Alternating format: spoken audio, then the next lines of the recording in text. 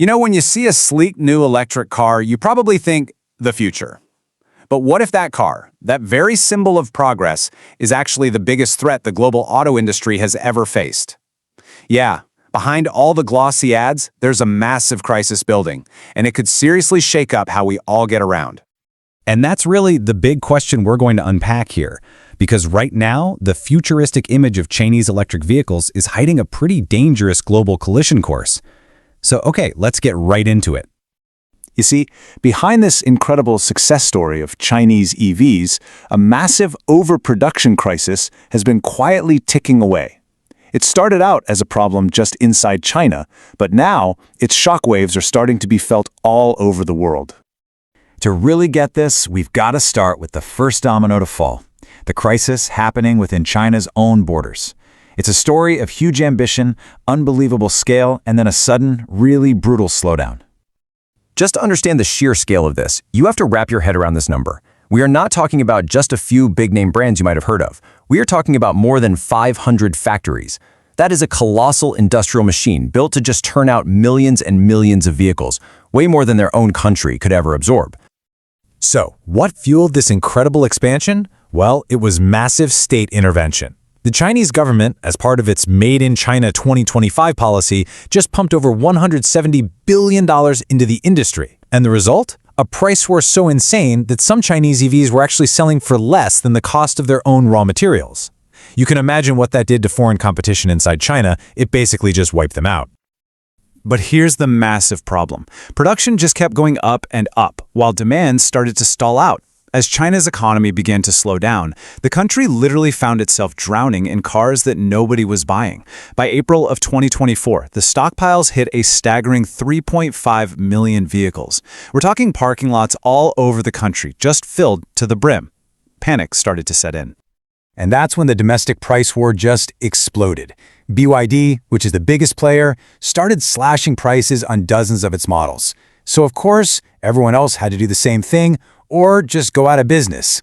One major Swiss newspaper called it exactly what it was, a bloodbath. Profitability just vanished into thin air, and a lot of the smaller companies, well, they just went bankrupt. Now, if this pattern of a government-fueled boom followed by a really painful bust sounds familiar, it should. The EV crisis is following the exact same playbook as China's ongoing real estate disaster. You've got massive, debt-fueled overproduction, slowing demand at home, and then a desperate, panicked scramble for survival. Honestly, it raises some really serious questions about the sustainability of China's whole economic model. And the damage here, it isn't just financial. Think about it. When cars sit around unsold for years, their batteries degrade, their tech becomes obsolete. And to cut costs in this price war, some companies started cutting corners on quality. There were even reports of dealers resetting odometers to try and sell used cars as new. This kind of thing doesn't just hurt the person who buys the car, it erodes global trust in the entire Made in China brand. Okay, so with their home market completely imploding, what do? Chinese brands desperately turned their eyes overseas, and they targeted Europe as their number one escape route. But what they found when they got there was a solid wall of resistance. And this just perfectly illustrates the reality on the ground. I mean, just look at these numbers. Despite huge marketing pushes, Chinese EVs have struggled badly. In a single month in 2024, BYD sold just 235 cars in Germany. And that same month, Volkswagen sold over 46,000. That gap isn't just big, it's a chasm. So you have to ask, why aren't they buying? Well, European consumers are famously picky. They've raised a lot of concerns about build quality, weak service networks, and ridiculously long waits for spare parts. But the real killer? It's the depreciation. Some of these Chinese EVs lose up to half their value in the very first year.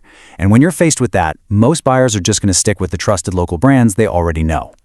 The European Union also noticed something else was going on: unfair competition. In response to those massive state subsidies that kicked this whole mess off, the EU went ahead and slapped tariffs of up to 45% on Chinese EVs.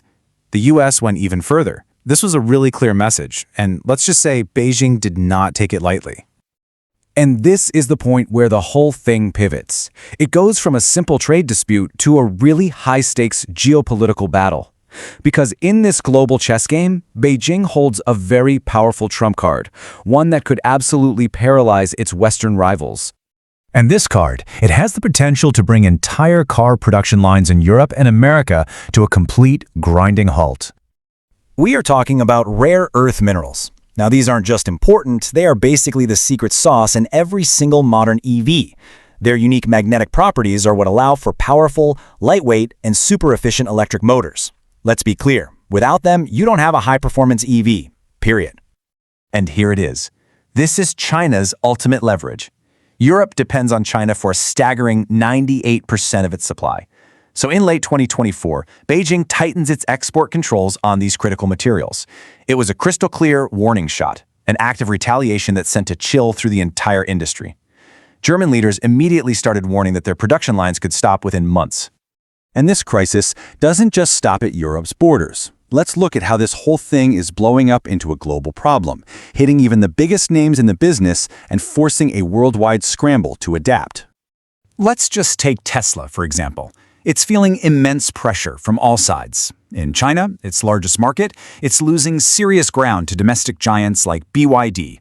That crazy price war has forced Tesla to slash its own prices, which is squeezing its once amazing profit margins. And, crucially, it's vulnerable.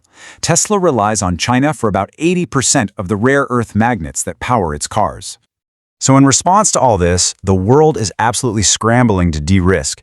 Tesla is speeding up development of rare earth-free motors and trying to build a whole new magnet supply chain in the US.